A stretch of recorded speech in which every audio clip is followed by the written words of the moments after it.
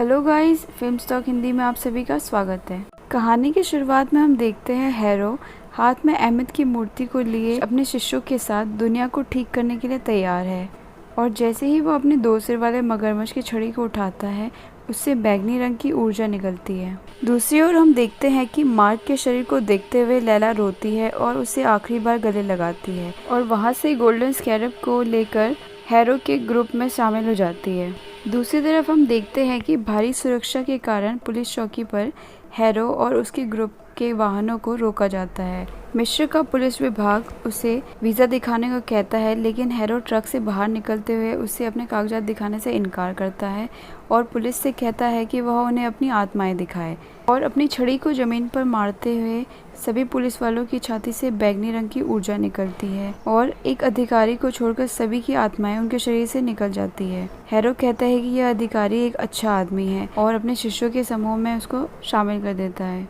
और इसी बीच लैला चुपचाप पीछे से एक खंजर से हैरो से बदला लेने के लिए तैयार होती है, तो उस मरे लोगों की लाश में से एक उसे ऐसा ना करने की विनती करती है और वह उसे बताती है कि वह देवी टॉरेट है और यह संदेश मार्क ने उसे देने के लिए भेजा है। टॉरेट ये भी कहती है कि हैरो बहुत शक्तिशाली है, वह उसे अपने दम पर नहीं रोक सकता और मार्क को जिंदा करने के लिए उसे खुनसू की आवश्यकता होगी। टॉरेट ने लैला को खुनसू की मूर्ति को तोड़ने के लिए कहा, जो चैम्बर ऑफ द गॉड्स में है। टॉरेट का कहना है कि लैला उसका अवतार हो सकती है, क्योंकि मार्क ने उसे उसके बारे में प्यारी बातें बताई है, जिसे लैला मना कर देती है। चैम्बर ऑफ द गॉड्स में प्रत्येक देवता के अवतार एक बड़ी अशांति को भांपते हुए दहशत में आते हैं। हाथोर के अवतार यज्जिल कहता है कि कोई अहमद को रिहा करने की कोशिश कर रहा है। ओसिरिस के अवतार सेलिम को पता चलता है कि यह और कोई नहीं बल्कि हैरो है।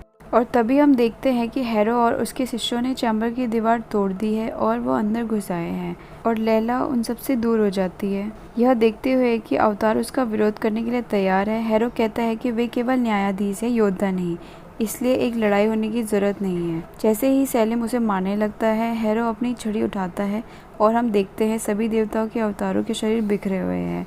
हैरो ने कक्ष के अंदर अहमद की मूर्ति को तोड़ दिया है और अहमद को रिहा कर दिया है। हैरो और उनके शिष्य अहमद की उपस्थिति में घुटने टेकते हैं कि देवी अहमद ने घोषणा की कि वह एक आदर्श अवतार है जिसकी उसे आवश्यकता है, क्योंकि यह हैरो था जिसने उसे मुक्त किया था। हैरो के सिर पर अपना हाथ रखकर उसके द्वारा सहे गए निशानों को देखकर देवी ने उसे अपने अतीत के दर्द को अपने नियंत्रण में न आने देने के लिए कहा, जो उसने खुनसू की सेवा में करा था। चैम्बर ऑफ द गॉड्स के भीतर लैला को उस गैलरी का पता चलता है जहाँ कई देवताओं की मूर्ति रखी है। खुनसू की मूर्ति तलाश करके लैला उसे पकड़ती है और खुनसू को रिहा कर देती है।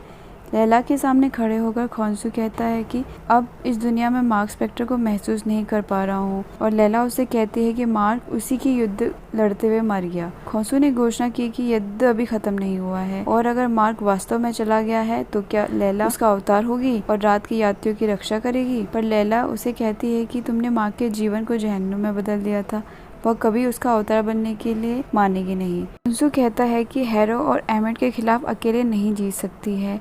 अहमद को हराने के लिए उन्हें देवता को फिर से बांधना होगा, लेकिन केवल एक अवतार ही ऐसा कर सकता है। दूसरी तरफ हम देखते हैं कि अहमद अपने वफादार शिष्यों को कहता है कि वो कायरो से शुरू होकर दुनिया की आत्माओं को शुद्ध करेगा और तभी खुनसू उनको बाहर निकलने से रोकता है और चंद्रमा के देवता खुनसू अहमद से कहते हैं कि वह उसे अपनी योजना के साथ आगे बढ़ने की अनुमति नहीं दे सकता है। दूसरी तरफ रेड्स के फील्ड में मार्क स्पेक्टर शांति और सुंदरता का आनंद लेता है, क्योंकि टॉरेट ने उसे आश्वासन दिया है कि उसका तराजू संतुलित है। उसका दिल आखिरकार भर गया, उसकी यात्रा समाप्त हो गई है। यहाँ वह सभी दर्द, अकेलेपन और चोट से मुक्त है। लेकिन मार्क केवल स्टीवन के बारे में सोचता है और वह कहता है कि वह स्टीवन के पास वापस जाएगा। और मार्क स्टीवन को खोजने के लिए जैसे ही मुड़ता है, वैसे ही रेड्स के फील्ड गायब हो जाते हैं। डुएट की रेत में वापस आकर मार्क स्टीवन के जमे हुए शरीर को देखता है और उसकी ओर जाता है। मार्क स्टीवन से इमोशनल होकर बात करता है। वह स्टीवन से कहता है कि उसने उसे अपने अंधकार में बचपन से बचाया था। वह केवल इसीलिए बच गया था क्योंकि वह जानता था कि वह अकेला नहीं है। और स्टीवन के हाथ में अपना पूरा दिल रखते हुए मार्क कहता है, स्टीवन वह वास्तविक सुपर पावर थी जो उसके पास थी। दोनों रेत में जमे हुए हैं और ओरासिस के द्वार उनके पीछे खुलते हैं। गेट से निकलने वाली लाइट दोनों पर पड़ती है और हम देखते हैं कि मार्क और स्टीवन अब रेत में नहीं जमे हैं। फाटकों के खुलते देख वे गले लग जाते हैं। डुएट की रेत सुनामी बनकर उनके पास आ रही है। मार्क और स्टीवन खुले द्वार की ओर दौड़ने में एक दूसरे की मदद करते हैं और त्वरित रेत को धीमा करने के लिए अपनी नाव का उपयोग करती है। दूसरी तरफ हम देखते हैं एमेट एंड खोंसू, दोनों देवता एक दूसरे से चैम्बर ऑफ द गॉड्स के भीतर युद्ध कर रहे हैं। दूसरी तरफ मार्क और स्टीवन ओरेसिस के द्वार से निकलकर अपने शरीर में वापस आ जाते हैं। मार्क को जीवित महसूस करते हुए खोंसू ने खुद को अपने पूर्व अवतार में खोंसू की सुरक्षा प्राप्त करते ही मार्क का शरीर मून नाइट कवच से ढक जाता है। खोंसू से बाहर खुदाई स्थल पर मिलते हुए मार्क अपने मालिक के पास जाता है। खोंसू ने मजाक में कहता है कि उसे पता था मार्क ने उसे याद किया है, जिस पर मार्क सवाल करता है कि क्या लैला ने उसे ठुकरा दिया। खोंसू ने मार्क से कहा कि उसे एमित को हराने के लिए उसकी मदद की ज़रूरत है। स्टीवन मिस्टर नाइट के रूप में स्विच करते हुए अपनी कार्य व्यवस्था को फिर से परिभाषित करने के लिए कहता है। तभी खोंसू कहता है कि वह उन दोनों को रिहा कर देगा। दूसरी तरफ मुख्य कक्ष में लैला गंभीर रूप से घायल सलीम की मदद करती है और उसे एक गली में छुपाने के लिए ले जाती है, जहाँ वह उसे बताती है कि उसने ही खोंसू को रिहा किया था और लैला उससे पूछती है कि एमित को कैसे रोक सकते हैं। अपनी अंतिम कुछ सांसों के साथ सलीम ने खुलासा किया कि यह कक्ष उनका सबसे शक्तिशाली स्थान है और इन दीवारों के भीतर उन्हें एमित को एक मूर्ति के बजाय एक शरीर में कैद करने की आवश्यकता है ताकि वह कमजोर हो जाए। हालांकि ऐसा करने के लिए उसे अधिक अवतारों की आवश्यकता है। इसके साथ ही सलीम ने दम तोड़ दिया और ऑप्शंस के बिना लैला त्वरित को बुलाती है। सलीम के शरीर के माध्यम से त्वरित एक्साइटमेंट में चिल्लाती है, जिससे लैला की उपस्थिति का पता हैरो और उसके शिष्यों को हैरो अपनी छड़ी का उपयोग देवता के कक्ष को नष्ट करने के लिए करता है। त्वरित लैला को अपने अस्थायी अवतार के रूप में लेने के लिए एक्साइटेड है। वह खुलासा करती है कि लैला के पिता यह बात सुनेंगे तो खुशी से झूम जाएंगे। त्वरित ने बताया कि वह उसे तब मिली थी जब उसे रिड की फील्ड में ले गई थी। चैम्बर ऑफ द गॉड्स के बाहर पिरामिड के शिखर पर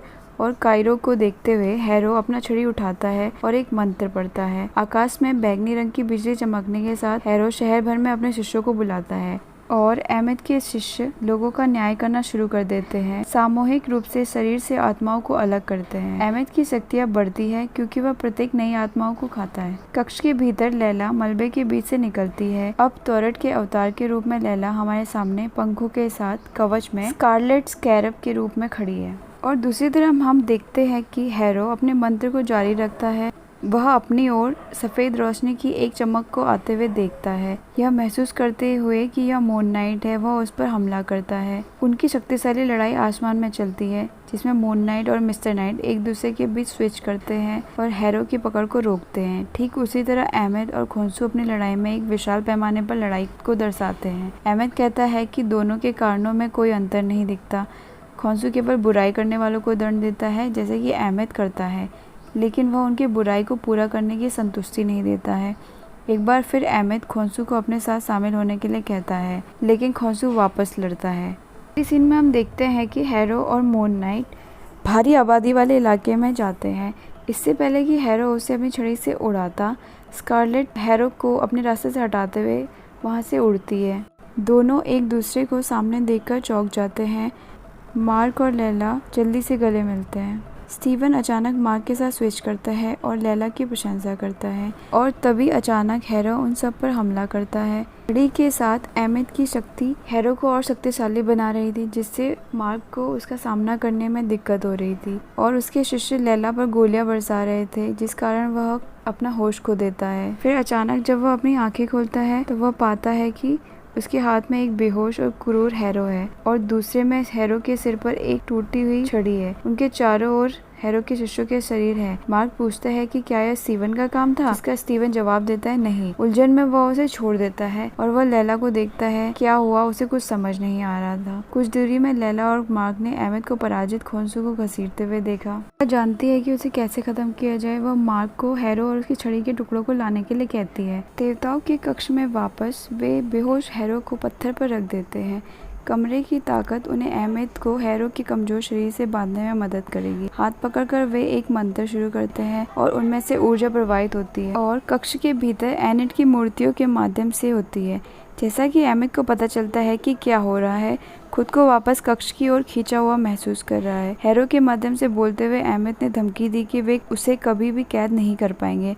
वह कभी नहीं रुकेगी। खोंसू और टॉरेट के पास अब मार्क और लैला में नियंत्रण में नहीं है। खोंसू ने मार्क को इसे खत्म करने और हैरो और एमिट को समाप्त करने के लिए कहा। मार्क का मानना है कि उसे यह करना होगा, अन्यथा वह कभी मुक्त नहीं होगा। लैला उसे रोकती है, उसे याद दिलाती है कि वह स्वतंत्र है और उसके पास एक विकल्प है। यह मानते हैं कि खोंसू अब बिल्कुल एमिट की तरह लगता है। मार्क ने हैरो को छोड़ दिया। अगर खोंसू उन्हें मरवाना चाहता है तो उसे खुद करना होगा। अब खोंसू को मार्क और स्टीवन को रिहा करना होगा। खोंसू उसका पालन करता है और वो वहाँ से चला जाता है। अगले सीन में हम देखते हैं कि स्टीवन डॉक्टर हैरो के कार्यालय में वापस आ गया है और पूछताछ कर रहा है कि क्या वास्तविकता ऐसी दिखती है। वह डॉक्टर से पूछता है कि क्या वह मानता है कि खोंसू और एमिट असली है। हैरो जवाब देता है नहीं, वह नहीं मानता। जैसे ही वह उठता है वह अपनी कुर्सी पर वापस चला जाता है। फर्श को देखते हुए मार्क को के पैर के निशान दिखाई देते हैं जिसमें खून लगा हुआ है, जो डॉक्टर को हैरान कर देता है। मार्क अचानक स्टीवन के अपार्टमेंट के फ्लैट में जाग गया। उसका पैर बंधा हुआ है, बिस्तर के चारों ओर रेत है। मार्क स्टीवन को जोर से पुकारता है। स्टीवन ने जवाब दिया कि उसे विश्वास नहीं हो रहा कि यह काम कर गया।